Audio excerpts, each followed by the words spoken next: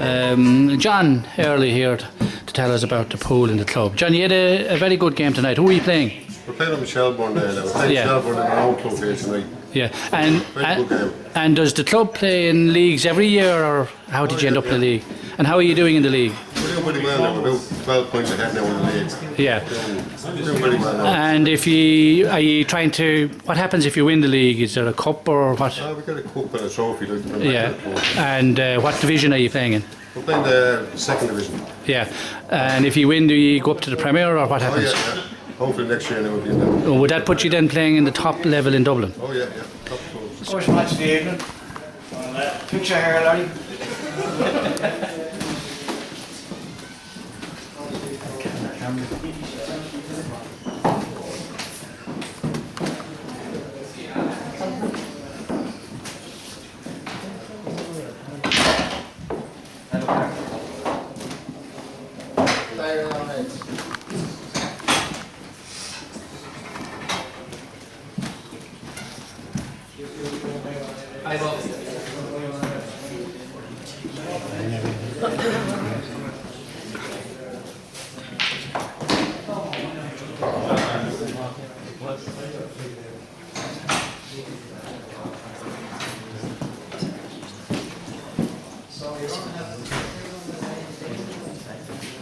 The 10 teams, this one is Frankie, and then the top four, and then the next four. No, there's only one league, there's 10 teams.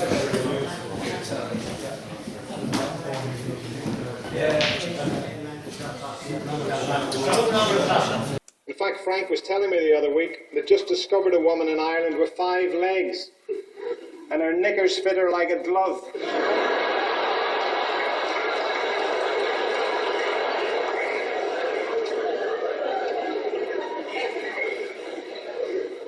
Well, you've got to hand it to her, haven't you? I mean,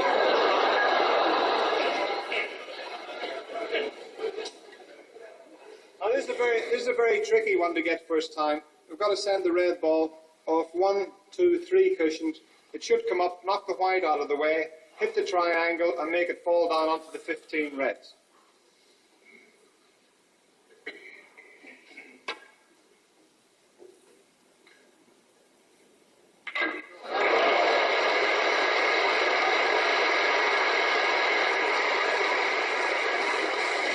Generally, is pool a very important part of the entertainment for the local people here in the Croke Park? It gets people involved in it. It gets younger people involved, and it gets people in off the streets, so you can well, that's meet part the place, and it's a yeah. bit of crack like in the place.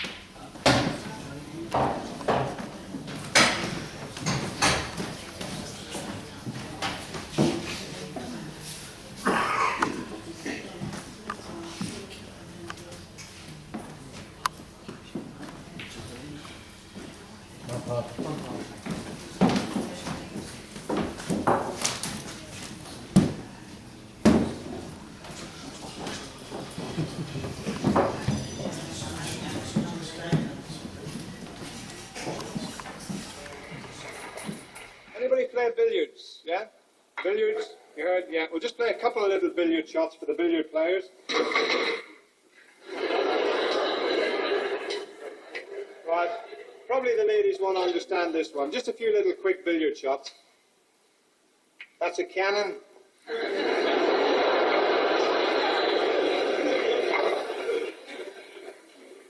I've never missed that one.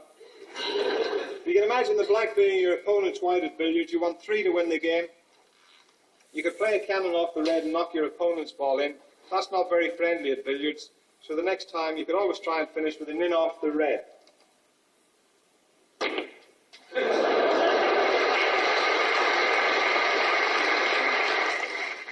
heard a nice little story last week about Paddy, talking about the glasses in fact. Paddy had a terrible accident on the building site. He had both his ears ripped off. And he went into the hospital, and he was in the hospital for 3 weeks. And he was coming back into work on the Monday. And the foreman went up to Mick, who was very friendly with Pat. He says, now Pat's coming back into work on Monday. Whatever you do, don't mention his bloody ears. He said he's very, very sensitive about it, so don't mention his ears. So when Paddy got back into work, Mick went up and he said to him, how are you, Pat? And Pat says, I'm not too bad. And Mick says, I see your eyesight's improved. And Paddy says, well, what are you talking about? And Mick says, well, you're not wearing your glasses.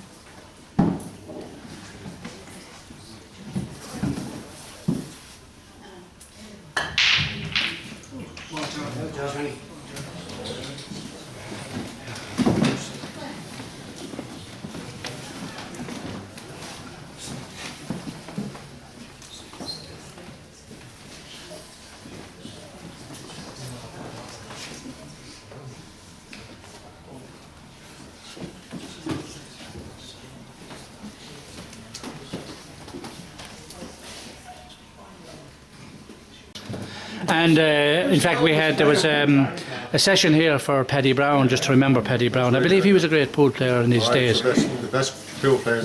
He was the oldest player. Was he? Yeah. The best pool player.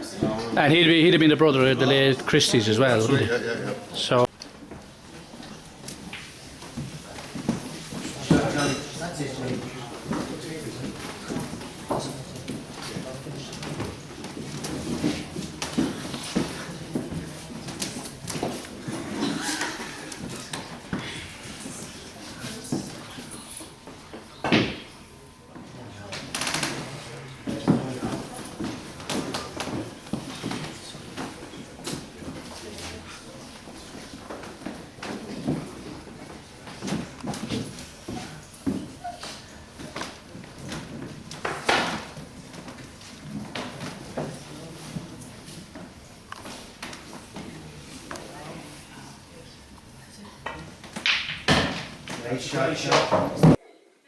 Very useful shot to know this next one. You've just potted a red, and you've had a bit of bad luck, and the white comes up, and you snooker yourself on the black.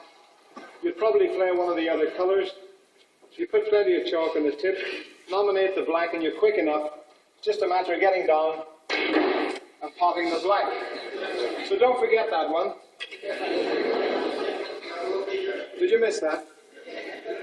I'll show you up this side how it works, in fact. Now if you watch it, in fact I'll slow it down slightly for you this time. I'll give you an action replay.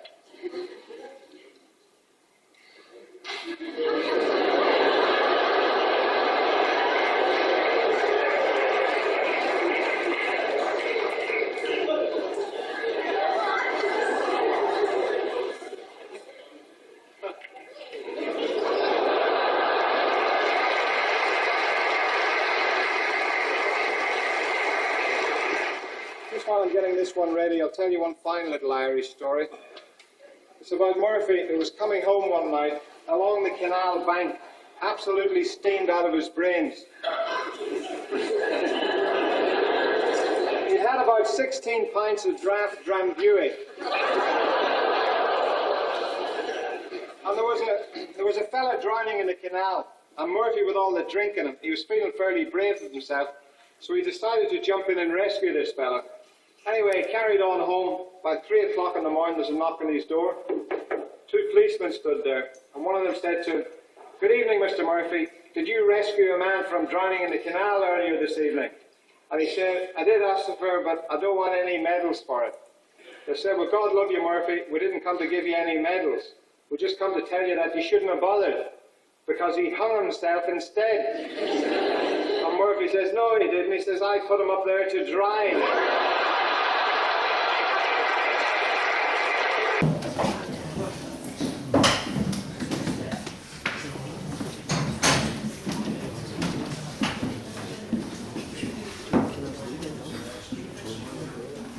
Want the rest of them? There's a spoiler there, not spoiler. Fucking last house. That's hanging out with Johnny. Just the webs.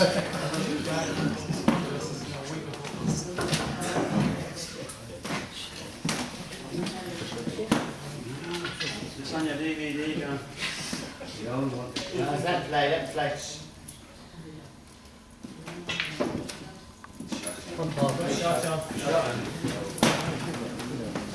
Stick it in the jacks the rest of the day.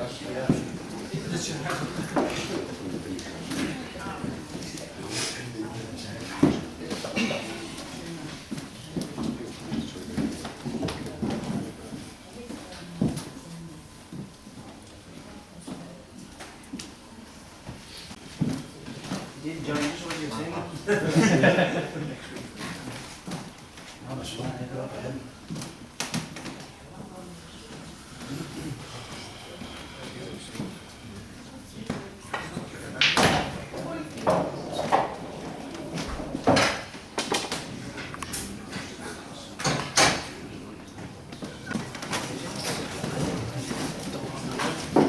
That's not that one. That's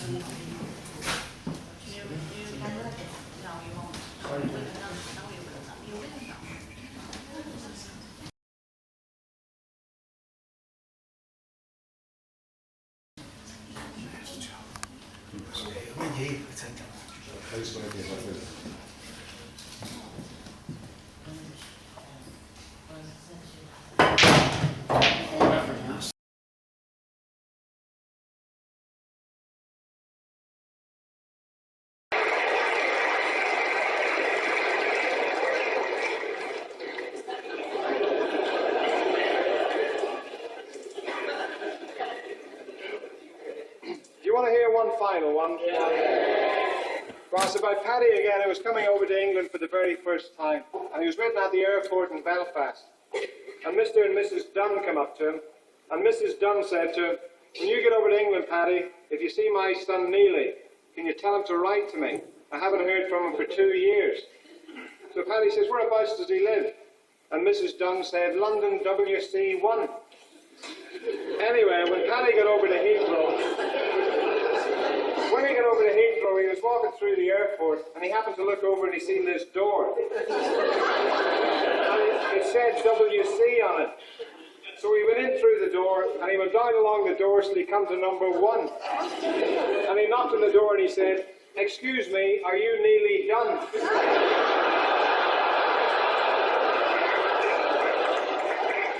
And the fella says, "Yes, I am." He says, "But I can't find any paper." And Paddy says, "Well, that's no excuse for not writing to your mother."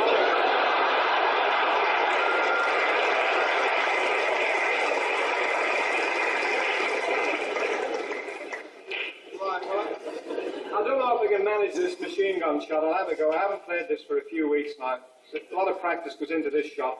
What happens, we've got to shoot the white into the corner pocket. Before the white gets there, we've got to send all the 7 reds in the same pocket. So strike the white first and it should drop in last.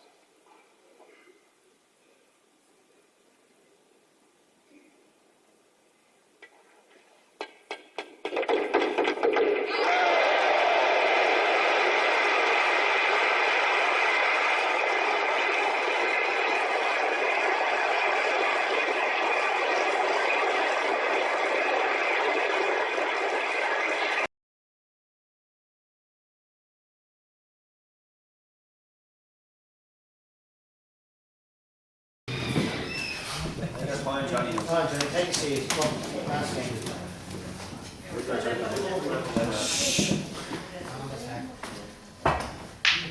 Come on, Paul. Come on, Oh, it's there for you now. Come on.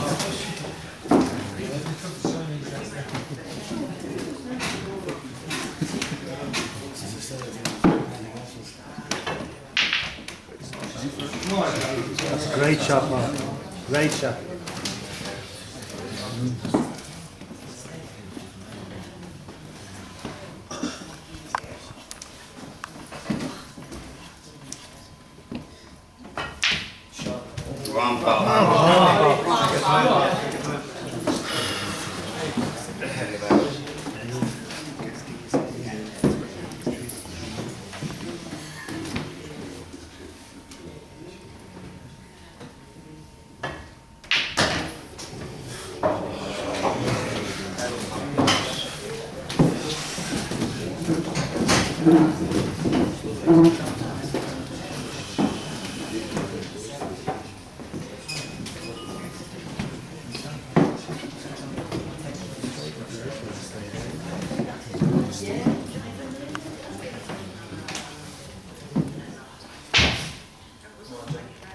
Get in the hole. Come on, Johnny. Come on, Johnny.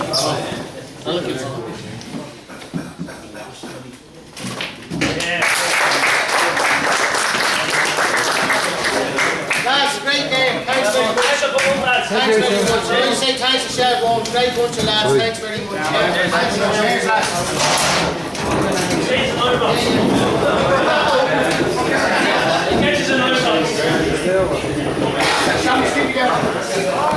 The coach kids here to play pool. We're here Sunday now. Sunday afternoon we bring in the Good lad coaching, yeah. We do a bit of training with them and do a bit of cracking as well. Exactly, yeah. So there's some of them you can get away from watching the soccer and the rest of it. Oh well, that's just a bit of quietness anyway. Exactly. Well, then, thanks very much, John. That's just another activity that we have in the centre. We just want people to know exactly all the things that we do, and pool is just one of them.